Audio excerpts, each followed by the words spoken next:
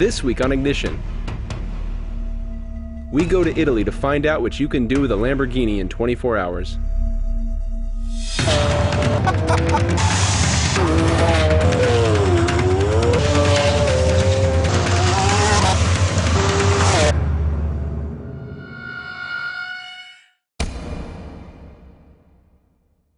We're at the Nardo ring, which is one of the fastest test circuits in the world, and we happen to have an Aventador, which is the fastest and most powerful Lamborghini ever produced. We only have 24 hours to drive it. I wonder where we should start. That is fantastic!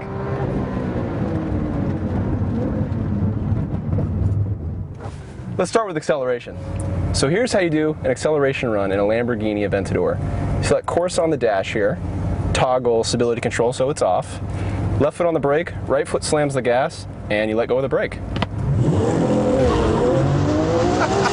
Those shifts are fantastic. 2.8 seconds. They just knock you in the back. The quarter mile, 10.6 seconds at 133 miles an hour. It'll keep pulling all the way to 217, but unfortunately, Lamborghini won't allow us to do that here at Nardo. All right, now we're cruising at 60 miles an hour. We're gonna find out how well this thing stops. Quite well, 100 feet from 60 is our best stop. So with acceleration and braking done, let's find out how well this thing handles. We're on a 150 meter skid pad and doing about 120 kilometers an hour, and oh wow, this thing is so controllable. I never thought I'd drive a V12 mid-engine Lamborghini and be able to counter-steer it around a skid pad. This is fun. You can control the angle of the car through the steering or the throttle. It just does whatever you want it to.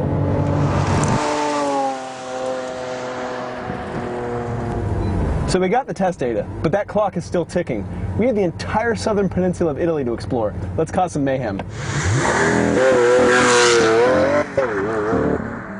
Lamborghinis aren't just cars, they're experiences. Even getting into one is pure theater. Starting one, it's like firing an intercontinental ballistic missile. And driving one,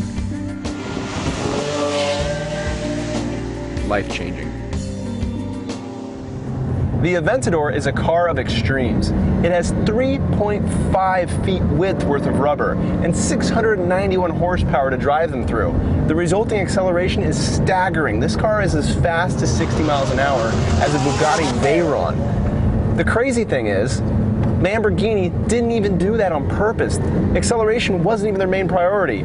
Instead, accessibility was. They tried to make this the most accessible V12 mid-engine Lamborghini ever. I think they've accomplished that. They've also adapted new technologies.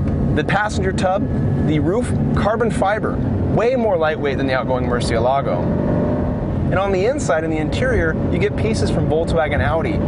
The infotainment system is actually based on Audi's MMI software. Now, some people will complain about that. I won't, because I know it'll work every time. For as advanced as the Aventador seems, there's still some old school technology. The 7-speed automatic isn't a dual clutch. It's an automated manual, and though it's lighter than a dual clutch, it's a little bit clunky at low speeds and around town. Of course, it smooths way out at high speeds. The suspension is relatively simple too. It's just Öhlins shocks at all four corners, actuated by push rods. They're completely non-adjustable, but fortunately Lamborghini's chosen a pretty good setting. But enough about the details. How is the Aventador to drive on a curvy Italian road? Wonderful. The steering is precise, tells you exactly what you need to know about the road.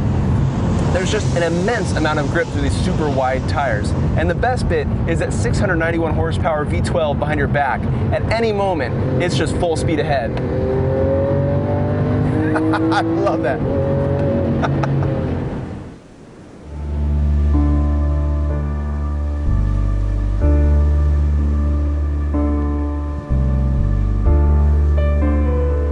When I was a little kid, I had a poster of the Countach on my wall. It was a magnificent thing, a concoction of extravagance, stupidity, and power. It was an aspiration, a concept, something that existed only at the end of a rainbow. The Aventador is that car realized. It makes me carry the same lust. When I'm driving it, I want to get out and look at it. And when I'm looking at it, I want to get back in and drive it more. This is the car that deserves to be on your kid's wall. This is the car that should be on all of our walls.